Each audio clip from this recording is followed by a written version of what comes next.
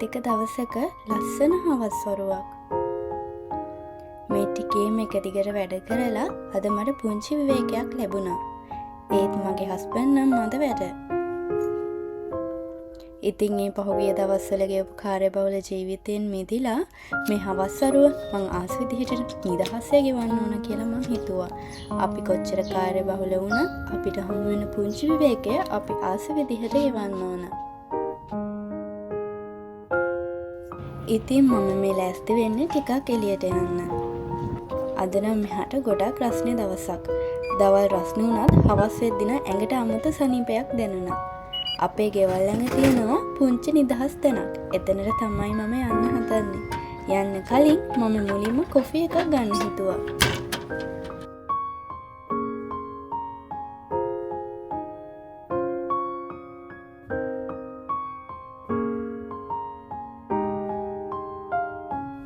ඔන්න මම ඒ නිදහස් තැනට ආවා.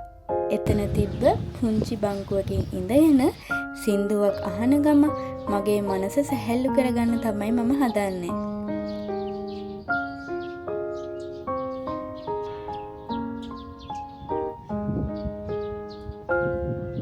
පේනව නේද? මෙතන කවුරුත්ම නැහැ. මං විතරයි. හරිම නිස්කලංකයි. මම මේ නිස්කලංක බව විඳින්න හරිම ආසයි.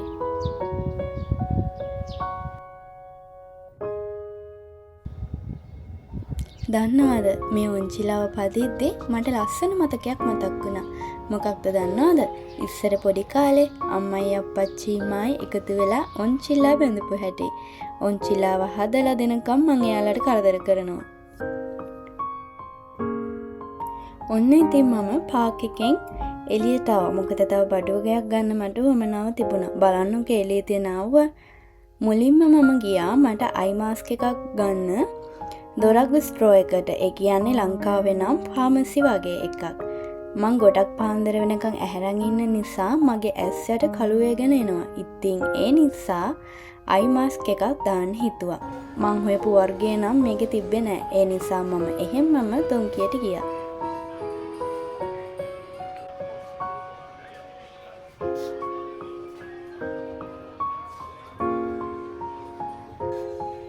ඔන්න ඉතින් ලකී chance. මේකෙත් එකම එකයි ඉතුරු වෙලා තිබ්බේ.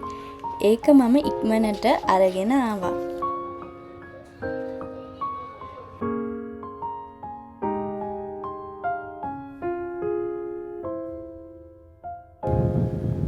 බලන්නකෝ එළියේ තියෙන හුළඟ.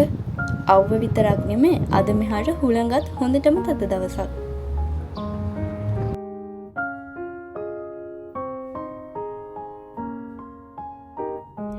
ඉතින් එන ගමන් මට මගදී එළවලු පැල මල් පැල තියෙන පුංචි කඩයක් හම්බුණා. මගේ වීඩියෝස් බලන අය නම් දන්නවා ඇතිනේ මම මල් පැල එළවලු පැල හිටවන්න හරිම ආසයි. ඉතින් මං ඒ වගේනුත් කීපයක් ගත්තා.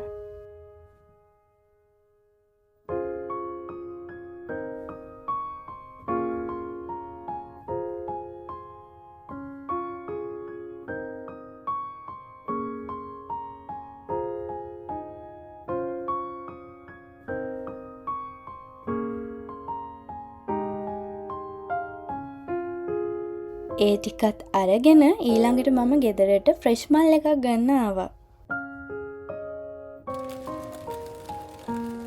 ෆ්‍රෙෂ් මල් එකක් ගෙදර තියෙනවා කියන්නේ ඒක දකින සැරේට ඔළුවට හරිම ෆ්‍රෙෂ් ගතියක් දැනෙනවා.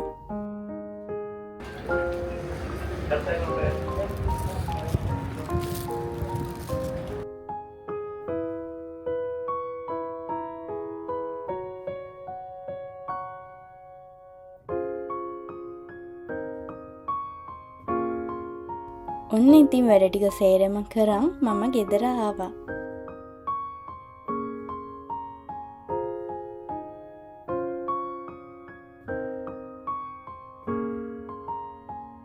එළිය ගොඩක් රස්නේ නිසා මට ලොකු වතුර තිබහක් තිබුණා. මුලින්ම වතුර එකක් බීලා අත් දෙක හොඳට හොදගත්තා.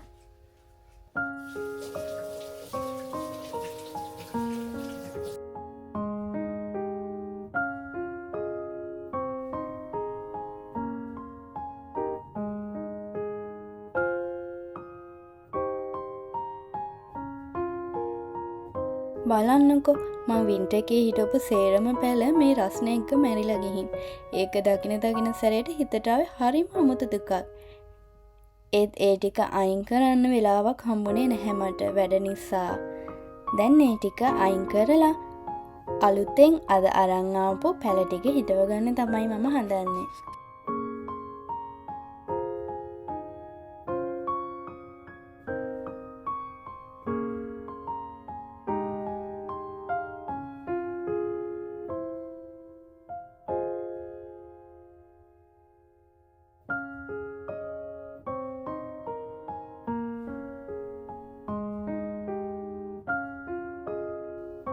මම අද පුංචි තක්කලි පැලයකුයි බටු පැලයකුයි ලස්සන පුංචි මල් පැලයකුයි ගත්තා.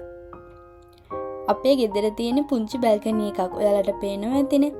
කොච්චර පුංචි වුණත් අපිට පුළුවන් විදිහට හැමතැනම ලස්සන තියාගන්න ඕන.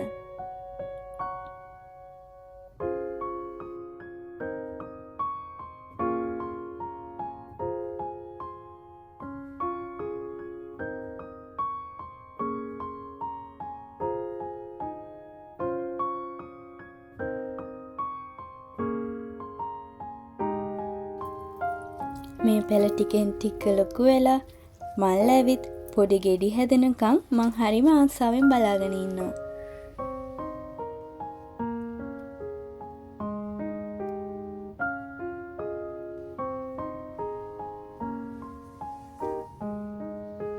දැන් නම් ඉතින් ගොඩක් හවස් වෙලා. ගේ ඇතුළට ආවේ පරණ මල් එක අයින් කරලා අලුත් මල් එක හදාගෙන බුදු පහනෙන් තියාගන්න.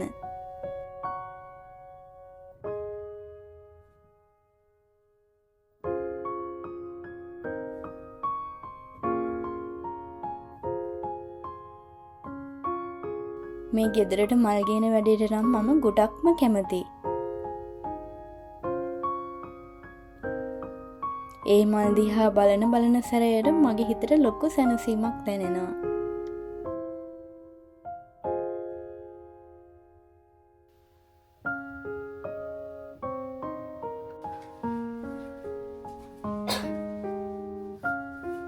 ඒප්‍රන් එකක් දාගෙන මම ලෑස්ති වෙන්නේ මගේ හස්බන්ඩ් ආසම කෑමක් හදන්න. හස්බන්ඩ් විතරක් නෙමේ මමත් ඒ කෑම කන්න හරිම කැමතියි.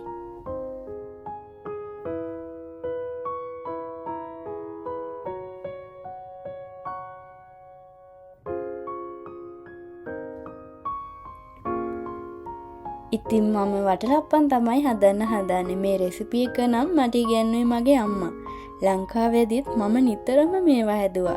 අපි දෙන්න ගෙදරට හොරෙන් යාළු වෙලා ඉන්න කාලේ වටලප්පන් හදලා අම්මලා ගෙදර නැති වෙලාවට එයාට කෝල් එකක් දීලා හොරෙන්ම මගට එන්න කියලා වටලප්පම් එක දෙනවා මම.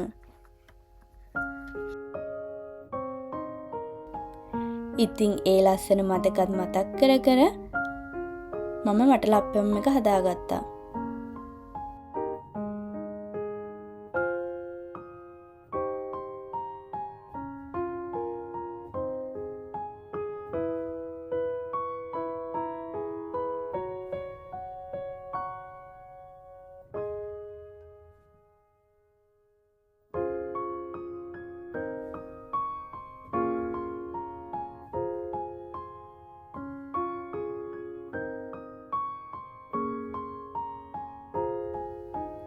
ඉතින් ඒකේ මිශ්‍රණය හදලා ඒක තැම්බෙන්න ලිපෙන් තියාගත්තා.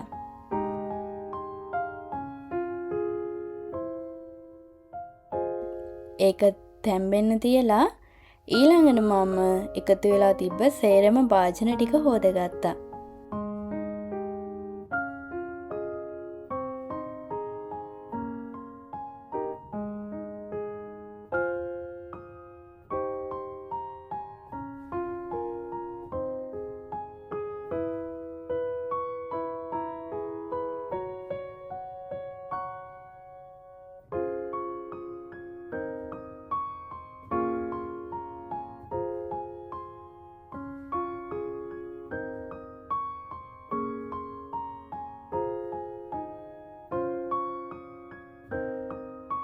ඔන්න ඉතින් කිචන් එක සේරම ක්ලීන් කරගත්තා. මේ විදිහට කිචන් එක දකින්න තමයි මම හරිම ආස.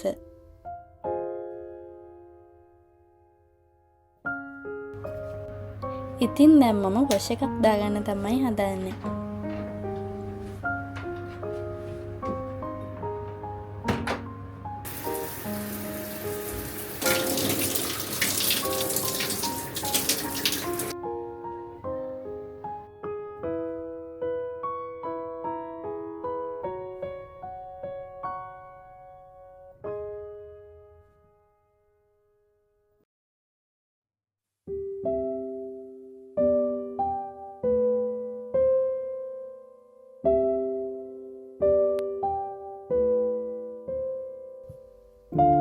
ඔන්න මගේ ස්කින් කෙයා කරන වෙලාව. මම අලුතෙන් ක්ලේ මාක්ස් එකක් ගත්තා. ඒක මුණට දාගන්න තමයි හදන්නේ.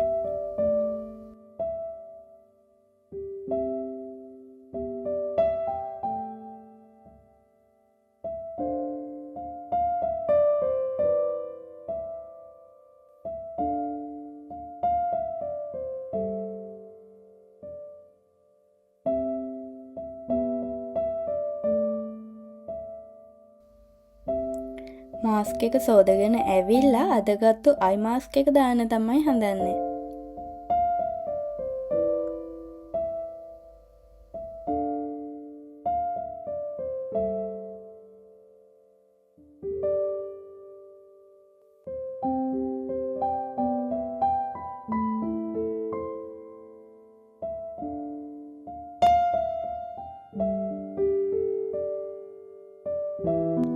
ඉතින් සේරම වැඩ ටික ඉවර වෙලා මම ගියා වටලප්පන් එක තැම්බිලාද බලන්න. ඒක නම් හොඳට තැම්බිලා තිබුණා. වටලප්පන් එක මම දෙපාරකට තමයි තඹගත්තේ. එකක් හොඳටම නිමිලා තිබුණා. ඉතින් ඒක රැප් කරලා ෆ්‍රිජ් එකට දාගෙන අනිත් එක නිමෙන්න වතුර භාජනයක් ඇතුළට දැම්මා.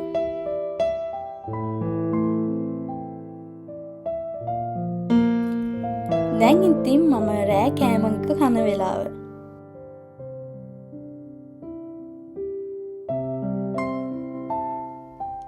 කාලේ ඉවර වෙලා මම තවත් වැදගත් වැඩක් කරන්න තමයි හදන්නේ. අපි වැඩ කරන දැන අපේ අලුත් මාසේ, ඒ කියන්නේ 6 වෙනි මාසේ shift එක හදලා තියෙන්නේ. ඒ shift එකට අනුව මම මගේ plan හදා ගන්න ඕන. හෙට ඉඳන් දිගටම වැඩ නිසා මට ඒක කරගන්න වෙලාවක් නැතුව යන නිසා මම හිතුවා ඒක දැන්ම කරගන්න.